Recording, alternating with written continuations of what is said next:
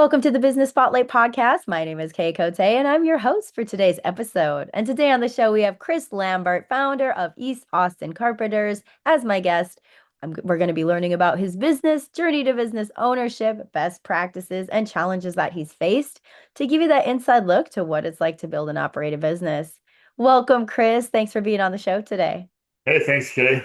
Glad to hear about you guys, and thanks for reaching out. Yes, of course. Well, before we dive into all things business, I would love to share with my audience a bit about you. So take us back as far as you'd like, share a bit about yourself and how you got into business. Okay, yeah. So I actually started I started doing carpentry work and construction work when I was 16 years old. I had a family friend who kind of took me under his wing. I didn't really have a place to stay, and essentially, yeah, started working with him. And at that time, it was all like digging ditches and mixing plaster and stuff like that.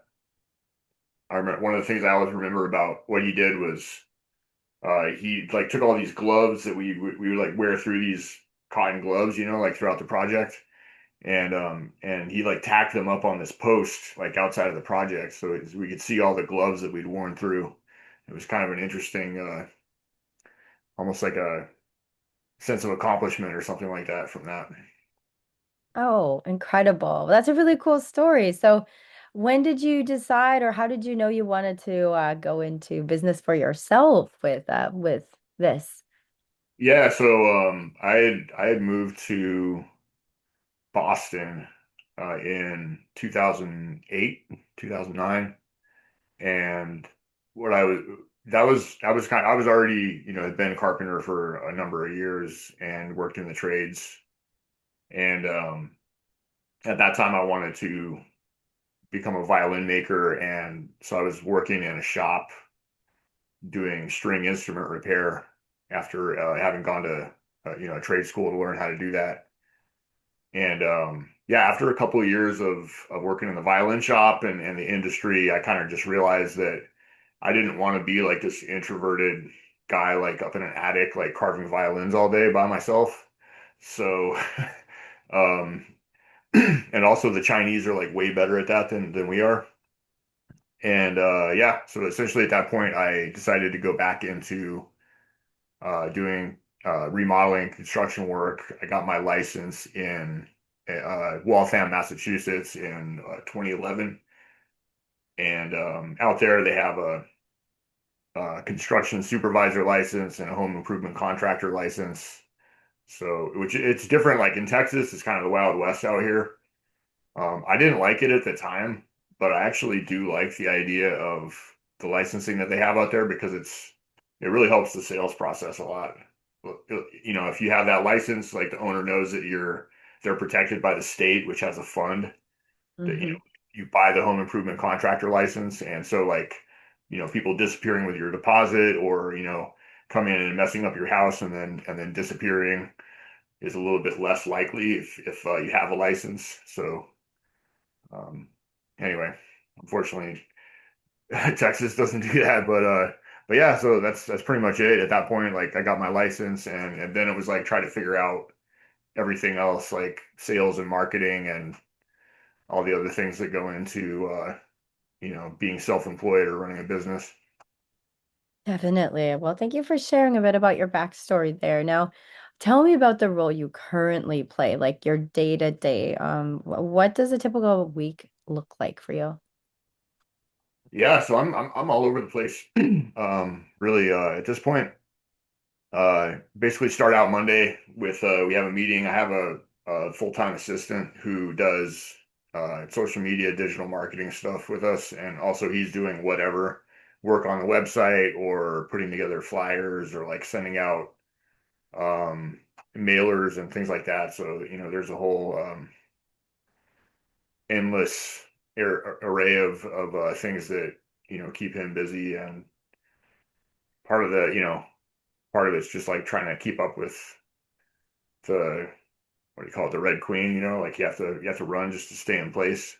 That's kind Hmm. of how I feel like it is with social media now. Like everyone's, fighting the war to like make more content faster to some degree, or like figure out, what people are engaged with. So that's kind of that's definitely, it's a full-time project for one person. So there's that. And then, so managing him and keeping him on point and, checking things, I'm doing sales calls. We do, people call me, I talk to them. Sometimes depending on, what kind of project it is, we'll either go to the house to give them a quote, or, meet with them over the phone, and potentially schedule a meeting to develop the project a little bit further. Uh, Okay. yeah, and then it's, I have another guy full time. Right now I just have two people. One person for the digital market, well, actually two people doing that, but then one's like more like part time, and then another guy who works for me full time with tools. He does sheetrock and paint, carpentry work. I've been training him for about a year and a half now. Okay. Feel like I've had, a hard time finding people who actually want to learn, can learn. This guy definitely can learn. He's very smart, and so he's been picking things up really fast. So which I'm pretty excited about. And yeah, so basically, spend a little bit of time managing the projects that I have him working on. Bigger jobs, we have another crew. I'll bring in, a whole crew of carpenters. We the last project we finished last month was a remodel in the middle of the house. Did a big dormer that we built a new roof. We replaced the roof, and so for those kinds of projects, like I'm managing the project and essentially like either meeting with subcontractors, managing subcontractors, Hmm. and but yeah, it helps to have my guy like full time for the smaller stuff. We get a lot of calls for like handyman things, projects like that. So Hmm. to have somebody who's good at that, good enough that I don't have to check everything he's doing all the time, essentially, and I can trust him to show up and get it done without adding the extra expense of all the management, and double checking everything that's being done. That's So that's good. essentially, yeah. Okay. Sorry, I didn't mean to cut you off there. Yeah, no, that's pretty much it. Like, yeah, sales, marketing, project management. Hmm. All Um, that's. yep. A little bit of bookkeeping in between. Yeah. No, how many so you have two full-time employees and yourself? Is there anybody else in the business or co-owners, anything like that? No, I mean, other than, I have consultants, people like I'm working with people out of North Carolina, CQC Home. Shout out to Ken Combs, he's helped me a lot. And also like AJ Ballantyne from Cornerstone. They're essentially like been doing these. I think they're going on 20 million at CQC, and like AJ's like probably 14, 15 million a year in design, build, remodel projects. So I'm kind of trying to just emulate what they do, with obviously like everyone's different, every market's different. But yeah, just following the lines of people who've done it and are more successful at it than I am.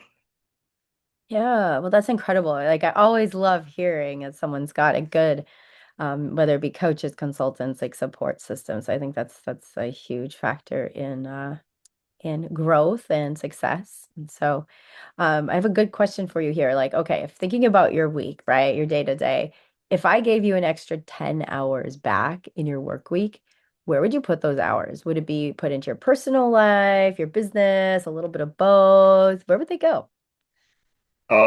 Personal life, definitely. Probably play more music. You're a musician. Yeah, yeah. What do you play? I play viola. Oh, and then you worked on those too, and oh, that's Yeah, really cool. yeah. That's Yeah, I made this. oh my gosh, that's beautiful. Yeah, this Wow. stroke a little different. You don't really see this shape. It's not, Uh-huh. but I made it more like a ammonite, like those. You seen the fossil, that has the spiral in it. Yes, isn't that like a divine shape or something? I've heard. Yeah, yeah, like it works in the golden mean or something like that. Yes, that's it, the golden mean. I was like trying to remember, but no, that's really cool. I love that. So, yeah, personal time, more time into your music. Okay, so when you think about all the hats you're wearing, what part do you wish you weren't doing? Is there anything that you're like wish you could offload to somebody else? Probably sales and yeah, probably mostly I would say sales and business development. But Hmm. really that's I've tried and it's nobody cares enough. Nobody cares as much about, your business as you do. Yeah. And to I feel like I'm not quite there yet where I have enough leads and a big enough presence in my business that I can actually hire another person to do that. Okay. So is that a goal you have? Is like to, Absolutely. Yeah. okay. Is that Yeah. something like, is that something you want to do in the next 6 to 12 months, would you say? That'd be amazing. I have been doing, a lot better with everything we're doing with the website and um, just lead generation in particular. I'm hoping that this foundation is going to help too, like build some more awareness around the brand and around the company. So yeah, yeah, ultimately, it's kind of like chicken or the egg sort of a thing, it's like you kind of need both at the same time Yeah. with someone like in our industry, that role is a project developer who's essentially a point of contact between the owner and the project manager and the designer. Okay. It's sort of a sales role, but it's also a role that requires a decent amount of knowledge of remodeling. It's hard to Okay. just, find a sales like a car salesman to do that because they're not going to know enough about the industry, enough about what we're actually the work actually being done to really be successful in that role. So Definitely. So, okay, so finding Nick, like where you are now and where you want to hire this person, what's like the biggest obstacle? Like with finding them, is it like just searching, putting ads out? Like kind of where are you at with that? yeah, the biggest obstacle is the volume of work needed, and then the second biggest obstacle is finding that person that can actually do that. And um, be, for the most part, it's tough because in remodeling in Austin in general, I think people that have those skills are like they're already doing it for themselves. It's pretty easy to be self-employed, you know. Hmm. So this Yeah. person a lot of the time is going to be a little bit on the older side. Maybe he's 50s or or she like a designer who's really good with people and also has done enough design work and been in the industry that she understands the application of the design and has seen the details play out enough times Hmm. that both her designs are good, but also she has some project management skills. Um, Okay. so either of those people really can be that person, but at the same time, it's um, having a enough work coming in, having enough leads coming in Hmm. that it makes sense for that person to stick around, like they can make enough money and do good enough where it makes more sense to work with you and a team than it does for them to just do it by themselves. Definitely. Okay. Well, that really shows a lot of clarity, and thank you for sharing that, especially like where you're working towards in the next year. So now I want to like switch gears a little bit and look at like what's coming for the next for the future of your business. And so where do you see your business going in the next 3 to 5 years? 3 to 5 years, yeah. I mean, it's looking at the market. Hopefully, I don't know. It's very unpredictable right now with all that. Those are things I can't control. My mentors seem to be expanding, so I don't see any reason I wouldn't be able to. So definitely within 3 to 5 years, that role, maybe two other people, maybe, like, so the project developer, project manager. So project manager is probably going to come first, right? And then, from there, I have someone to coordinate with subs and work with all those parts of the jobs. And, at a certain point after that, probably project developer. Okay. But yeah, Yeah. I would say those two people. And if I could get those two solid roles, and I don't expect it to, it'd be great if it happened in a year. It could take 2 years. It could take 3 years. Yeah, definitely. Now, like a follow-up question to that would be like, what does that unlock for you personally once you get there? Once you get these hires under your belt, what does that unlock for you? So much.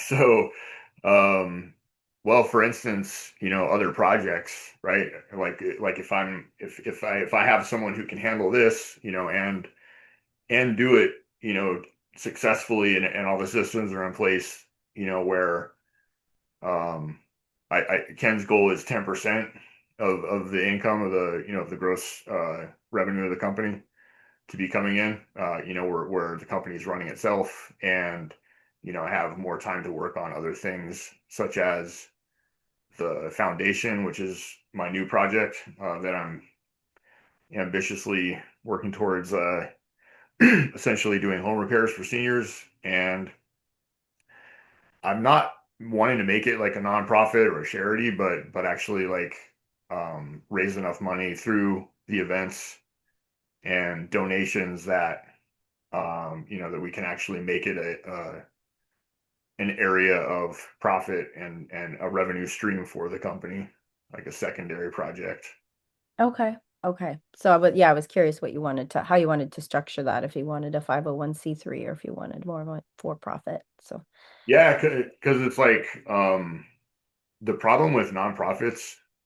I mean, there's many, but it's just like you see these people, and it just becomes this giant, what do you call it, bureaucracy, right? Where nothing's getting done, and it's not great for the cause either, because all these people it just becomes like this bloated, like, beer. Yeah, that's pretty much it. it's, I get it's what not you're that saying. complicated, right? It's just like it's a bloated bureaucracy, and not a lot's happening. There's all this reporting happening and all these meetings happening and all this stuff, but it's like and the money coming in is just kind of being absorbed within the company rather than actually going towards doing something for the cause. So it's like, by removing the onerous regulations and reporting requirements and all these things, and that's what the foundation does, is you just do the work, and it makes it more direct and easier to get things done. Definitely. No. When you think about the business and where you want to go in the next 5 years, like if nothing changes, like in the current state of how it is in the business and how it operates right now, if nothing is changing, how, like, do you get there or does something have to shift in your company to make these goals happen? Oh, like, if yeah, no, it definitely needs to change. Yeah, because if I'm not improving, like, and I'm not getting more business and growing the company, then I'm just quietly rotting away, essentially. Like, Yeah. there's really no good way to put that. Like, it's not really an option, you know. If it just proves to be, for whatever reason, like, completely impossible, I'm not open. I'm open to, exploring other things. I mean, obviously, I think it's possible, so I don't think there's any reason that it wouldn't work. Hmm. But yeah, I just wouldn't do it. If it anymore, I would do something else. I would Okay. So, find a way to pivot, into some adjacent, thing that did work. yeah. Then what would it take to get there, would you say, to make the 5 year goals happen?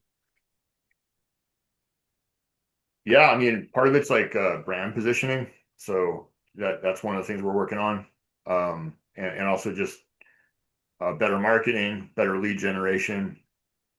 I'm working toward getting more referral partners right now, and Okay. mostly, I think Ken says like I think it's like something like more than 50 or 80% of his business is coming from referrals from realtors. So working to develop those relationships and also like to find the people who are actually doing a lot of the business, which is like maybe 5% of them. Hmm. I think there's like something like 17,000 realtors in Austin, but uh, only maybe 5% of them are actually doing more than like 4 or 5 deals a year. Yeah. Yeah, makes sense. Now, when you think about the vision of like hitting that goal, what does that let you do? Like not just for the business, but you personally and the people in your life. Mhm. Yeah, so me, I can start to invest more. I have another thing that I would like to do. I don't know how I got on this with I think it was when I moved to Austin, my dad was here. So and we were looking around trying to find him a place. He's up in Colorado or no, he's in Seattle now, but basically going back to Colorado. And I realized that there were there was like a 5 year, like a 2 to 5 year waiting list for housing for elderly people who Mhm. were looking to, age in place and things like that. And so it's this crazy market with demand. And at that time, I was like, oh, okay. I learned about the assisted living facilities. Mm. So that's another one of my projects that I'm looking at developing prospectus for investors and looking at properties that work for the business model to do that because essentially you can create these in residential areas where six unrelated adults and you have like basically a full-time person there. And yeah, but so that's like a whole nother kind of business model there. But really like um the goals for like what it does for me um from a perspective of the the first thing that I started with really was and with even with the name East Austin Carpenters, right? It's not about me, right? So raising the status of the trades and the craftsmen to bring like more dignity to people that do this kind of work, that for whatever reason, like either we just didn't want to get an office job or we really like building things or we just didn't have the opportunity to go to college even if we wanted to Mhm. whatever that is, like people are here for a reason, and what we do is important, and it's also hard. It takes a long time, right? A lot of Mhm. these things like take many years of experience, even something like as simple as doing sheetrock. Like you can't really get you can't really get good at even just doing like sheetrock and tape and float without 2 to 3 years of practice. Like it's a skill. Yeah. It's a skill Yeah. you get better at doing it. Even though you can understand the concept in a few hours, the actual application of it and to where you're proficient, it takes a lot of years. So um, that was a big part of it for me was and coming up in Boston like that, where the status disposition is so very visible. You have like Harvard and MIT and all these big like prestigious universities, right? So like your value is like who you are and like what you do becomes very apparent Hmm. in those positions where like, oh, what school do you go to? Oh, I didn't go to school. Oh, what do you and you find out pretty quickly the perception of status that drives a lot of people and which to some degree is a spiritual trap for them, but that doesn't really matter to me. Um, but so yeah, so that's part of the goal is like to give meaning to the people who are coming up and the people who really want to do something besides just show up and get a paycheck, and then try to escape from their life, but really like have, it gives them meaning to be a craftsman and to learn more and more because there's always more to learn, and get better and better at what we do. And the better we get, like the higher our status gets. We can make money, we can make jobs happen faster, we can do better jobs. Hmm. We can do better with making the client happy and just creating more opportunities in our lives. So yeah, I mean that's really like what I want to happen. Yeah, that's great. That's a great goal. Now, I have a fun question for you. It's Okay. if I gave you a little bit of magic dust and you could sprinkle it on one aspect of your business that you want to improve and it will make it flourish, improve, what would you sprinkle that on? I would just like I would magically get people calling me with uh 50 to $250,000 projects that have nice homes and don't actually need this, but it's something they want. Hmm. And like they're moving into their new home and they're decided this is going to be the place they're going to live for the rest of their life, and they're ready to make it really nice, and they have the money to do that, and that's the magic dust I need. Nice. Well, thank you for sharing that. Yep. Chris, this has been such a great conversation. Let's help make this happen. How can people connect with you and your company online? Yeah, so we're on Facebook, we're on Instagram. EAC Design Build is on Instagram, Facebook. Chris Lambert is on Facebook, Chris the Carpenter on Instagram. We also have two websites. They're eastaustincarpenters.com, eacdesignbuild.com, and the foundation now is carpentersx.com. Okay, thank you so much, Chris. I have one more question, our final question of the day. But So what is most inspiring to you today? today, Hmm. let's see.